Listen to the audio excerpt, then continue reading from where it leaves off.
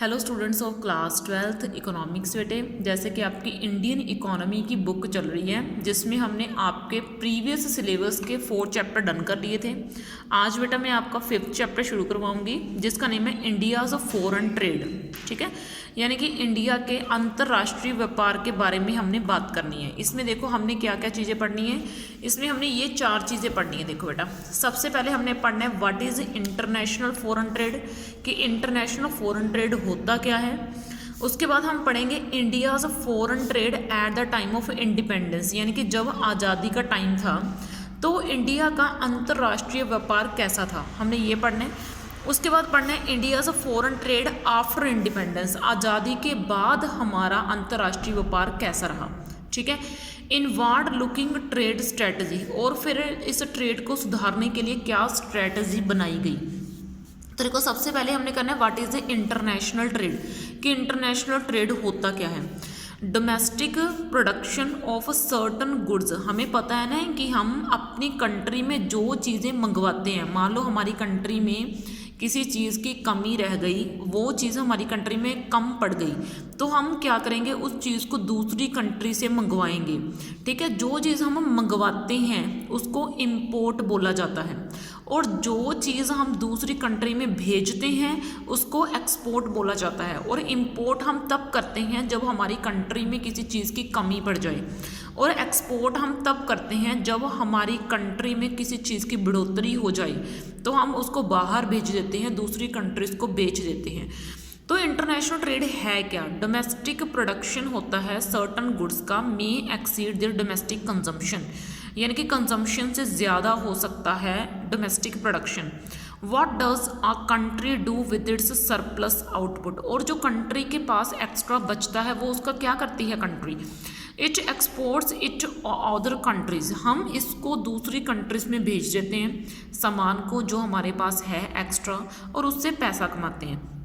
Every country in the world, जो world में कोई भी कंट्री है, exports certain goods and import certain others, यानी कि उससे हम क्या करते हैं, यानी कि हर एक कंट्री जो है हम दूसरी कंट्री से कुछ चीज़ें मंगवाते हैं और दूसरी कंट्री को हम कुछ चीज़ें भेजते हैं। देखो, export and import of goods and services cross different countries is called international trade. जो एक्सपोर्ट होता है और जो इम्पोर्ट होता है किसका, गुड्स एंड सर्विसेज का, जो हम अलग अलग कंट्रीज के साथ करते हैं उसको इंटरनेशनल ट्रेड बोला जाता है। ठीक है, अब देखो बेटा इसमें आगे क्या है, कहना in the context of international trade, international trade के जो सिलसिले में कुछ पॉइंट्स हैं जो हमें हमेशा माइंड में रखने चाहिए। पहला पॉइंट है while international trade is based on international specialization, जो इंटरनेशनल ट्रेड है, जो अंतर्राष्ट्रीय व्यापार है, वो अंतर्राष्ट्रीय विशेषीकरण के ऊपर निर्धारित होता है। मतलब ये हमें पता होना चाहिए कि कौन सी कंट्री किस चीज़ के लिए स्पेशल है। ठीक है, अगर हमें ये पता चल गया कि कौन सी कंट्री किस चीज़ के लिए स्पेशल है तो वो कंट्री उसी चीज़ का व्यापार करेगी। भाई जैसे हम हैं, हमारी कंट्री है, तो हमारी कंट्री में वीट कनक बहुत ज़्यादा पाई जाती है, तो हम कनक का ही व्यापार करेंगे ना, हम उस चीज़ का व्यापार थोड़ा ना करेंगे जो चीज़ हमारी कंट्री में पहले से ही कम है। तो while international trade is based on international specialization, international specialization is based on the principle of comparative cost advantage. ठीक है, और जो स्पेशलाइजेशन का मीनिंग क्या है कि कोई चीज़ को बनाने के लिए हमें कितना खर्च उठाना पड़ रहा है।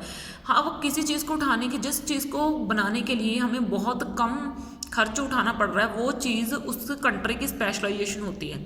ठीक है, तो अब देखो a country specialises in the production of that good which it can produce at a cost lower than in other countries. ये देखो, मतलब मान लो कोई चीज़ दूसरी कंट्रीज में बहुत ज़्यादा महंगी प्रोड्यूस हो रही है और हमारी कंट्री में सभी कंट्री से सस्ती प्रोड्यूस हो रही है, तो इसका मीनिंग क्या है कि हमारी कंट्री में वो चीज़ सस्ती क्यों प्रोड्यूस हो रही है, क्योंकि हमारी कंट्री में वो चीज़ आम है, नॉर्मल है।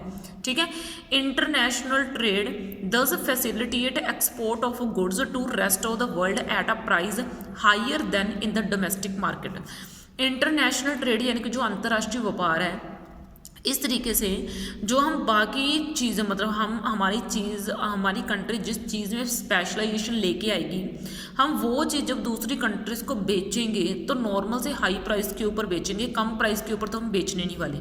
ठीक है, and it facilitate import of goods at a price lower than in the domestic market. And it facilitate import of goods at a price lower than the domestic market. और हम domestic market में जब चीज़ बेचेंगे, अपनी country में वही चीज़ बेचेंगे, तो वो हम सस्ते दाम में बेचेंगे, वो हम महंगे दाम में नहीं बेचेंगे। Also by offering a much wider size of the market, हमें मार्केट का साइज बढ़ाने के लिए इंटरनेशनल ट्रेड जो है इनहेंसेस अपॉर्चुनिटी ऑफ इन्वेस्टमेंट। वो उनके जो ट्रेडिंग पार्टनर्स होते हैं, यानी कि जो व्यापार कर सकते हैं, उनको फोर्स किया जाता है कि आप इन्वेस्टमेंट कीजिए। हायर इन्वेस्टमेंट लीड्स टू, अगर इन्वेस्टमेंट हाई होगा तो जीडीपी भी हाई होगी।